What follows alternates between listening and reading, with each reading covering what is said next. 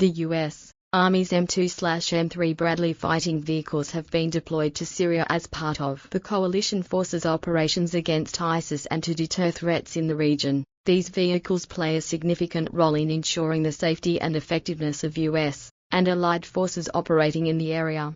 Key points about Bradley fighting vehicles in Syria. Purpose of deployment. The Bradleys provide enhanced mobility, protection, and firepower for U.S. troops. They are often used for patrols, force protection, and rapid response to threats. Their presence sends a clear signal of U.S. commitment to the security of its partners and interests in the region. Capabilities. Armor. The Bradley is equipped with robust armor to protect against small arms fire, shrapnel, and certain types of improvised explosive devices, IEDs. Firepower. Armed with a 25mm M242 Bushmaster chain gun, a tow missile launcher, and a 7.62mm coaxial machine gun, the Bradley can engage a variety of targets, including enemy vehicles and fortified positions. Mobility. Its tracked design allows it to traverse challenging terrain, which is crucial in Syria's varied landscapes. Strategic impact. The deployment of Bradleys supports U.S. objectives in maintaining stability in northeastern Syria, where ISIS remnants continue to pose a threat. The vehicles bolster the coalition's ability to secure key infrastructure, such as oil fields, which are vital to the region's economy and stability. Operations. Bradleys are often seen accompanying coalition patrols and conducting joint operations with local partner forces, such as the Syrian Democratic Forces, SDF. They provide overwatch and direct fire support in engagements with hostile elements. Message to adversaries. The deployment of such advanced armored vehicles demonstrates the U.S.'s resolve to counter aggression, whether from ISIS or other state and non-state actors operating in the region. The Bradleys' presence underscores the importance of U.S. and coalition efforts to ensure the enduring defeat of ISIS while maintaining regional stability. Tactical use of Bradleys in Syria. Force protection. Bradleys are used to safeguard coalition bases and personnel from potential attacks by ISIS remnants or hostile militias. Their armored protection and firepower make them ideal for defensive roles. Patrol and reconnaissance. Regular patrols through contested areas are conducted using Bradleys to ensure control over key routes and to deter enemy activities. Their advanced optics and sensors provide superior situational awareness. Support for local forces. The U.S. often coordinates with the Syrian Democratic Forces, SDF, using Bradleys to provide direct fire support during joint operations. This collaboration enhances the operational effectiveness of partner forces. Counter-ISIS operations. Bradleys are instrumental in offensive operations against ISIS, offering mobility and heavy firepower to dislodge entrenched enemy positions. Challenges in the Syrian theater. Terrain. The rugged and varied Syrian landscape poses challenges, but the Bradleys' tracked mobility helps overcome these obstacles. Asymmetric threats. The presence of IEDs, mines, and small-scale ambushes requires constant vigilance. The Bradleys' advanced countermeasures and armor mitigate these risks. Geopolitical tensions. Operating in Syria involves navigating a complex environment with multiple state and non-state actors, including Russian forces and Iranian-backed militias. The desert stunt. The Bradley fighting vehicle rumbled to a halt atop a low ridge, its tracks grinding against the coarse sand and loose stones. Sergeant First Class David Carter, the vehicle commander, scanned the horizon through his binoculars. The sun was dipping low, casting long shadows across the rugged Syrian desert. Dust swirled in the air, stirred by the hot winds and the occasional rumble of nearby vehicles in the convoy. Eyes sharp, Carter said over the intercom. Intel says there's been movement near the old refinery. Could be nothing, but I don't like surprises.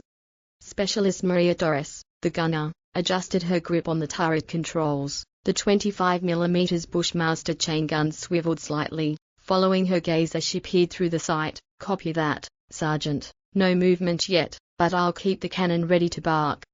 The Bradley's crew had been running patrols like this for weeks, part of an ongoing effort to secure key infrastructure and deter ISIS remnants from regaining a foothold. The refinery ahead was a strategic asset, vital to the local economy and a tempting target for insurgents.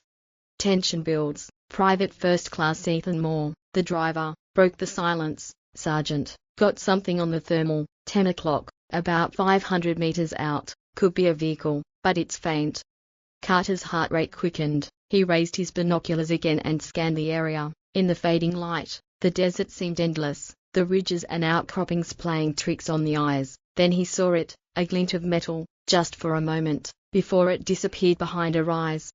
Torres, stay on that sector, more, keep us steady but be ready to reposition, and get the SDF on comms, we might need backup.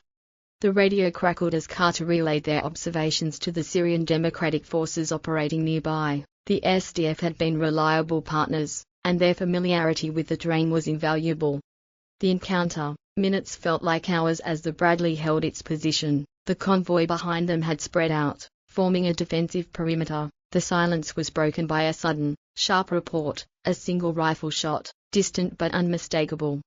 Contact, Torres called out, her voice sharp. Multiple heat signatures, closing fast. Looks like a technical with mounted guns and foot mobiles. Permission to engage? Permission granted, Carter replied. Light them up. The Bushmaster roared to life, spitting tracer rounds into the oncoming threat. The technical, a pickup truck outfitted with a heavy machine gun, erupted in flames as a direct hit found its mark. Insurgents scattered, some diving for cover, others returning fire with small arms. The Bradley's thick armor shrugged off the incoming rounds. Carter coordinated with the other vehicles in the convoy, directing suppressive fire to keep the enemy pinned down. The SDF arrived moments later, flanking the attackers and cutting off their retreat. Aftermath. As the last echoes of gunfire faded, the battlefield fell silent once more. The SDF swept the area, confirming the enemy force had been neutralized. Carter leaned back in his seat, exhaling deeply. Good work, team, he said. Let's secure the site and get a damage report. Torres, nice shooting. More, keep us ready to roll. The Bradley rolled forward, its tracks grinding over the scorched sand. The refinery loomed ahead, safe for now, but Carter knew the fight was far from over. In this harsh and unforgiving land, vigilance was the only way to survive.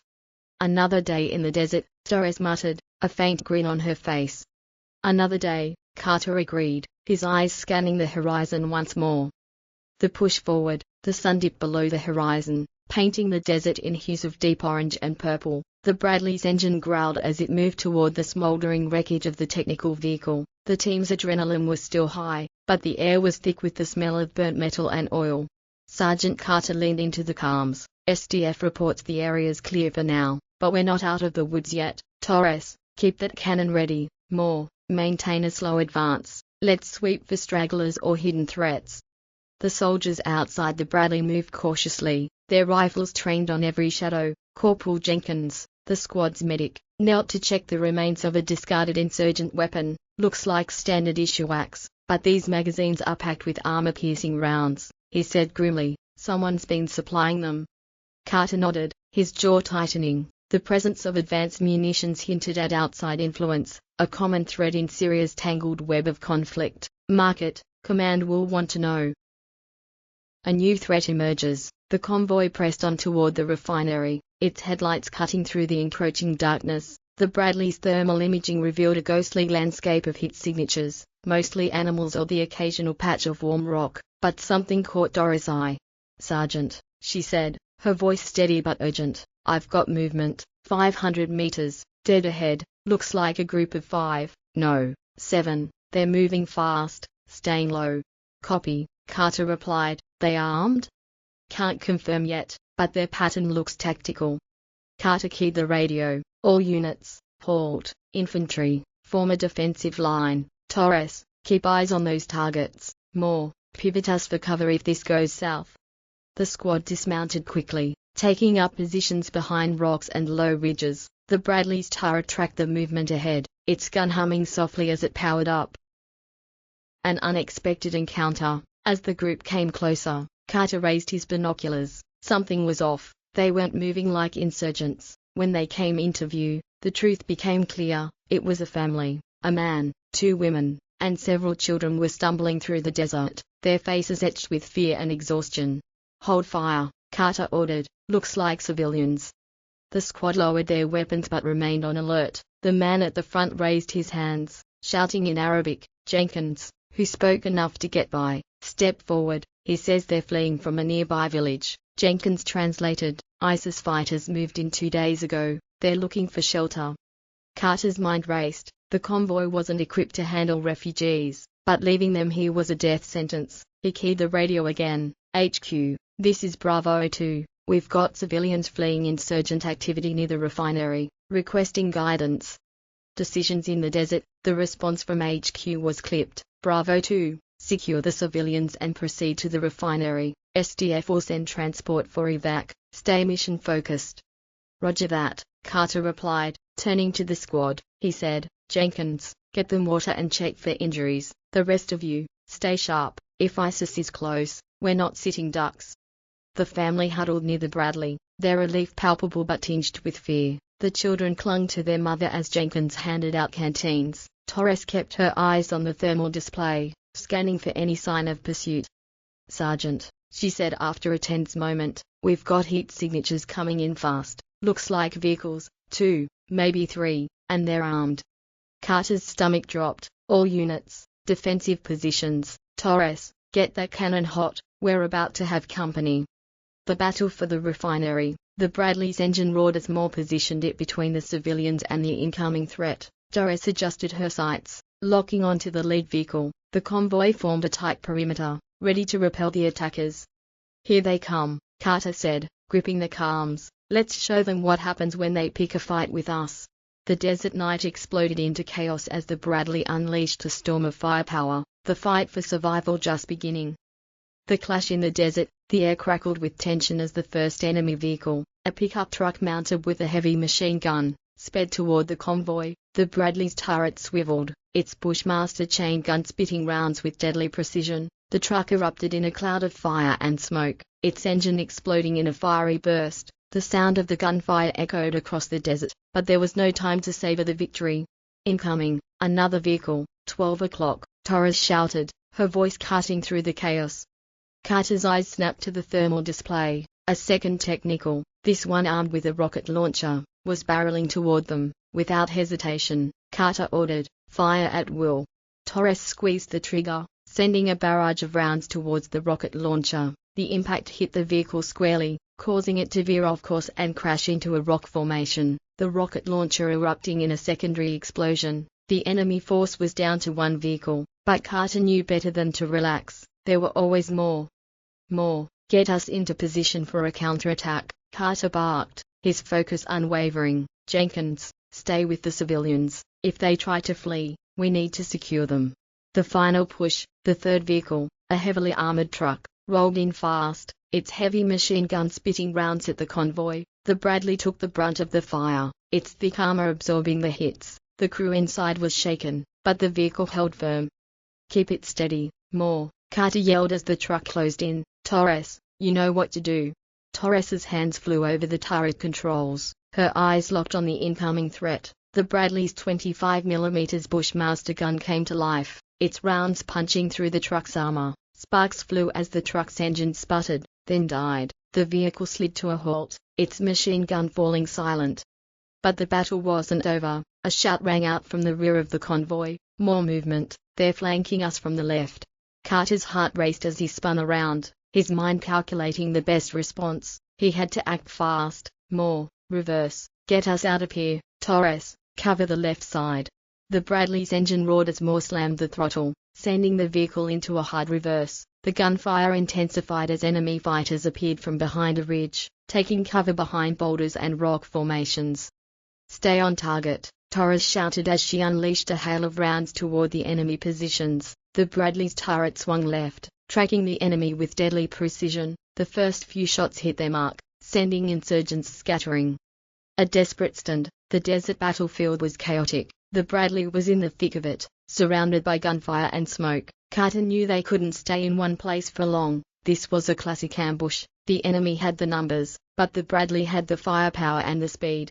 Jenkins, get the civilians in the Bradley now, Carter ordered, his voice firm. We're pulling back to the refinery. More, get us moving, now. The civilians, frightened but understanding, scrambled toward the safety of the vehicle. Jenkins helped them climb aboard, making sure they were as secure as possible. The Bradley's crew was focused, their training kicking in as they prepared for the next phase of the fight. All units, "We're pulling back to the refinery." Carter radioed to the rest of the convoy, "We need to hold them off long enough for the evac to arrive. Stay tight." The Bradley surged forward, its tracks churning up the sand as it moved toward the refinery. The convoy followed, forming a protective perimeter around the civilians. The enemy wasn't far behind, but Carter had a plan. The final stand at the refinery. The refinery loomed ahead, its silhouette casting long shadows in the twilight. The area was heavily fortified, and Carter knew it would provide the perfect defensive position. He slammed his fist on the calms. "This is it, people. We make our stand here. Prepare for a fight."